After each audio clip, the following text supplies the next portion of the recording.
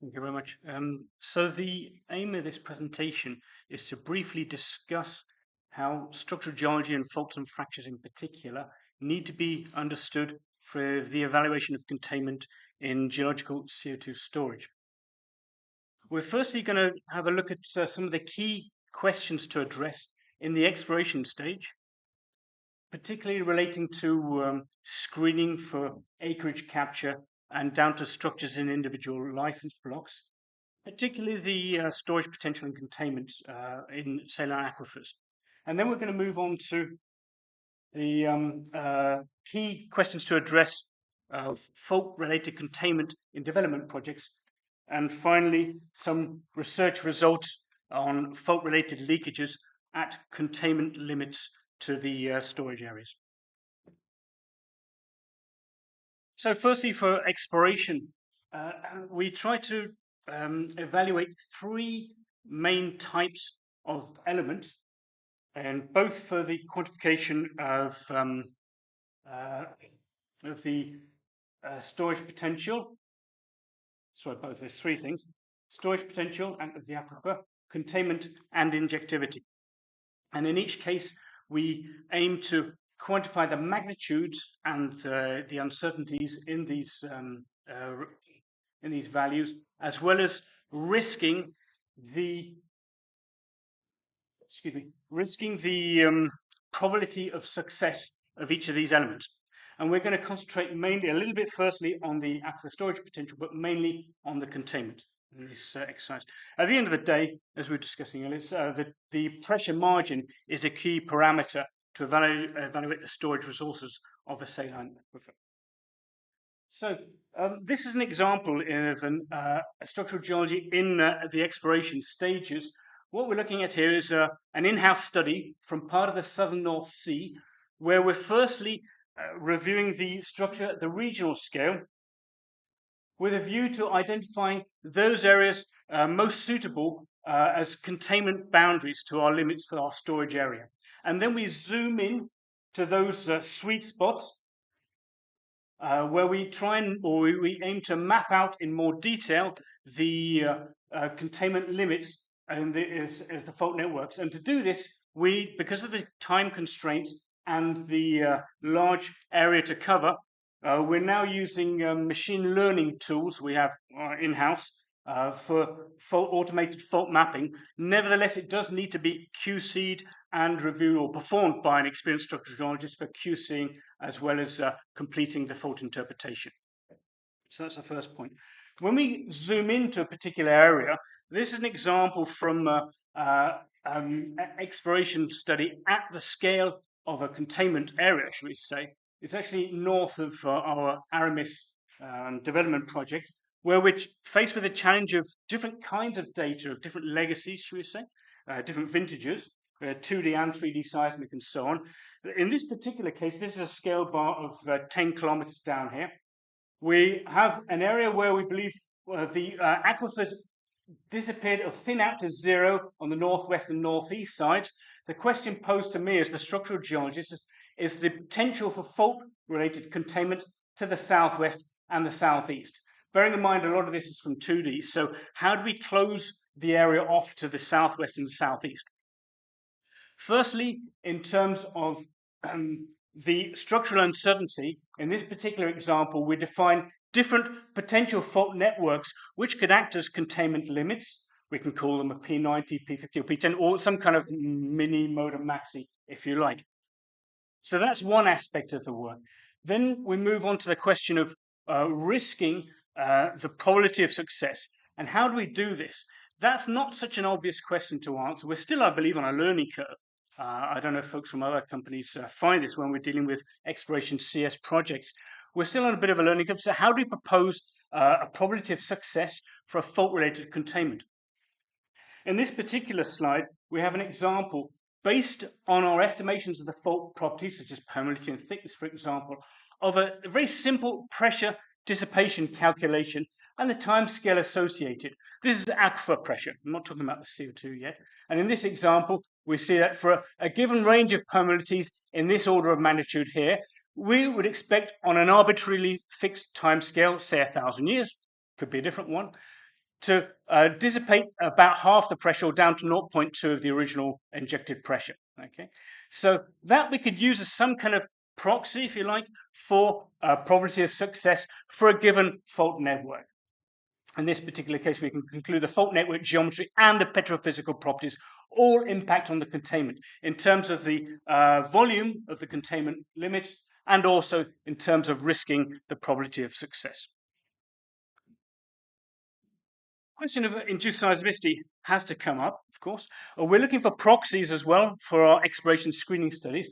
One obvious one is to look at what goes on in areas of the world where induced seismicity has been manifested at different scales. On the left-hand side, we're looking at a map of the continental interior of the United States of America. We see a catalogue of earthquakes above a certain magnitude over the time period 1973 to 2014. Those in red are those for which the people who produced this map believed the events were associated with injection. The other map is slightly more zoomed in, but only a little bit, showing all the active injection wells, highlighted in yellow and red, those associated with induced seismicity. And you can see a good general correlation between those two areas. Yeah, it's not a specific correlation, but in time and space, generally there's a good correlation between those injection wells for which induced seismicity occurred in parallel and those areas of already high existing baseline natural seismicity. So as a general idea, the natural seismicity is a good proxy for induced seismicity risking at the screening scale. On the right-hand side, we zoom into a particular project. This is Decatur. Many interesting lessons learned. I'm just going to highlight one here.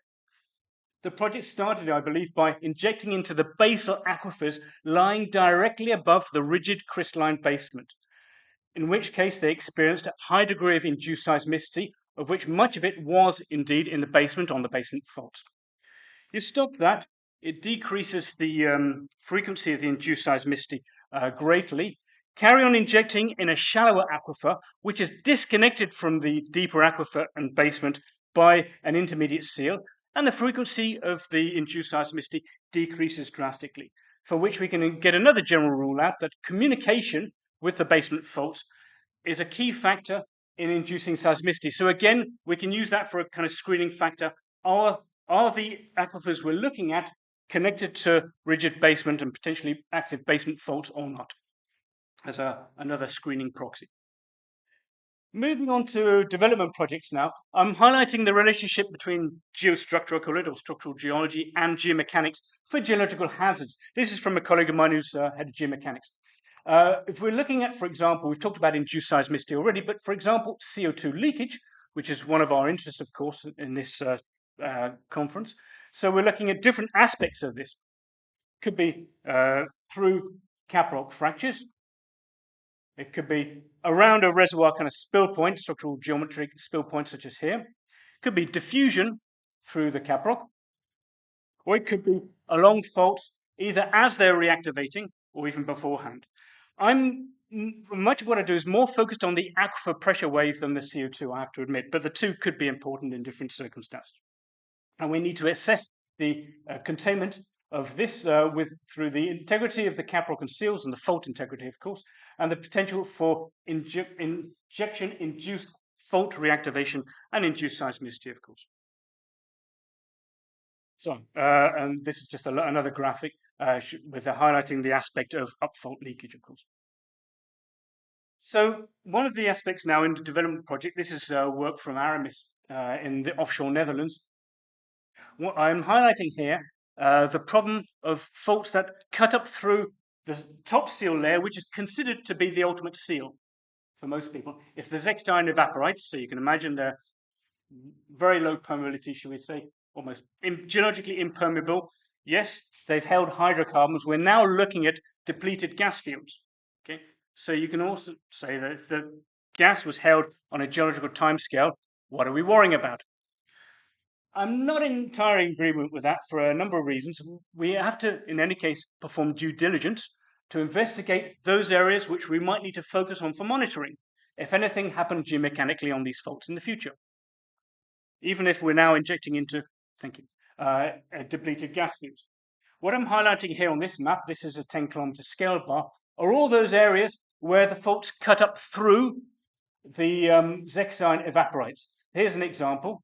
And then you can see other faults on this seismic line cutting up through into the chalk and very close to the seabed.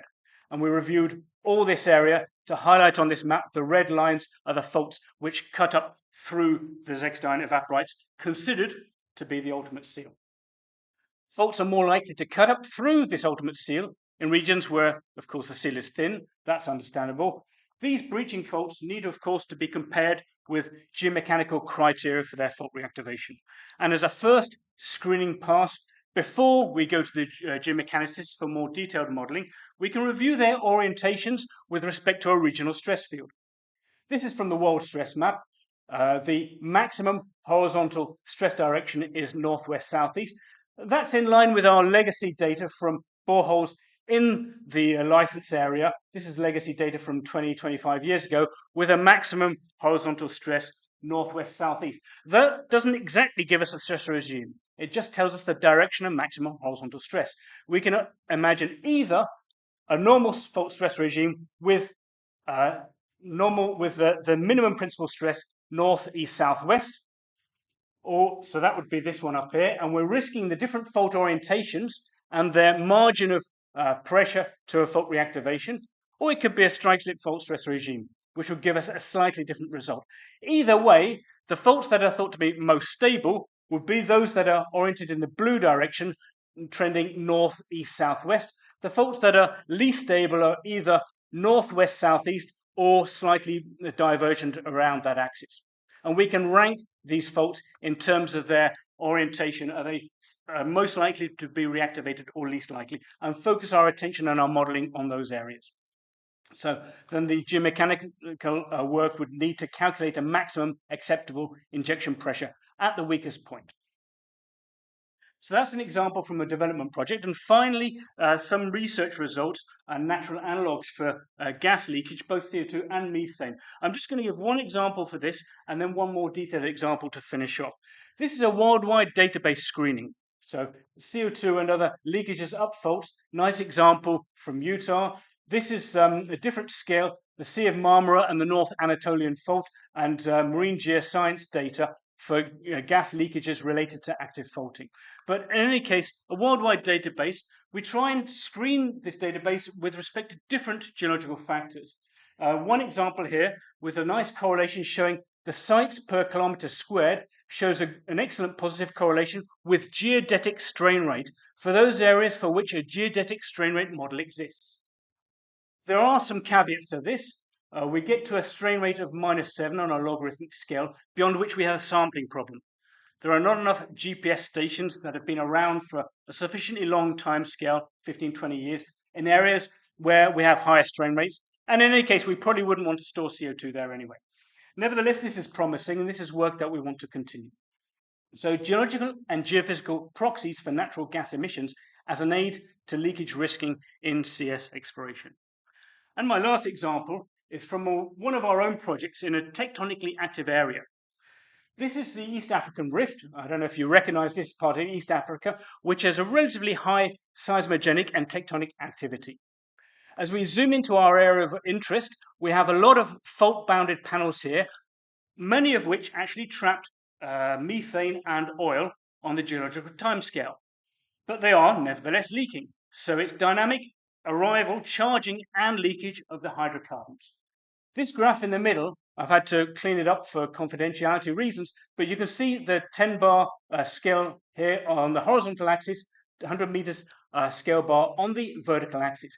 And what we have here is a series of points that in blue we have aquifer pressures, in green we have oil pressures at the crest of the oil against the active fault or the gas oil contact, and in red we have gas pressures at the crest of the structure against the active fault. We also have an estimate for the overburden stress gradient, the minimum principal stress gradient, S3, and different attempts at estimating the fault reactivation gradient or the fluid pressure that would be required to reactivate the faults. And although the shallow ones seem to go all over the place, the deeper ones line up on a very nice gradient for a fault frictional strength of a little bit less than 0.5. That's a frictional angle of about 25 degrees or something like that. So what? Well, this is important because we need to constrain our fault properties in situ. And this is a very good lesson learned for other similar areas where we need to characterize fault strength from natural in situ data. Actually, it does hang up quite well with laboratory work. This is from INGV in Rome University 1 laboratory, where they do double direct biaxial shear tests, measure the fault strength and the instability properties, as well as some of the hydrodynamic properties and permeability during shearing. They actually find at a frictional strength estimate for static friction 0.5 going down to about 0.3 for the shelly material. So 0.5 to 0.45 for the intermediate composition is quite reasonable. That's just a laboratory test on some simulated fault gouge. Nevertheless, in situ at a very, very different scale, we get something, another angle on the story, shall we say, leading to a similar conclusion. As I said, we actually have active seismic indicators of hydrocarbon leakage associated with these active faults as well. So the idea here is to look at the pressure window to fault reactivation. So these are the points I'm focusing on down here, pretty well on the failure line now and also leaking. So the gas retention limit and upfault leakage on a lower gradient than the frac, should we say, aligning with this kind of 0.45 to 0.5 frictional strength gradient.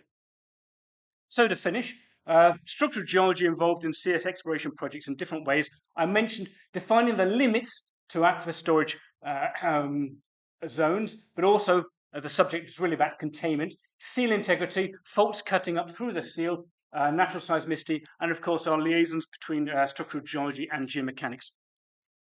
Development project studies across fault leakage potential. I didn't talk about juxtaposition geometry and transmissibility, mainly for time reasons. We talk more about the upfault leakage and integrity. And again, this is certainly for due diligence and also for helping focus on the key areas to monitor. Current and future axes involving natural CO2 leakages via faults, of course, for exploration scale screening proxies, and also diving into more zoomed in areas of interest. But my main line here is capitalizing on data from the hydrocarbon industry, shall we say, in my case, pressure and stress data, and capitalizing on this for fault properties, which we need to use for mechanical modeling for CO2 containment studies as well. So I hope I've stayed to more or less my 15 minutes.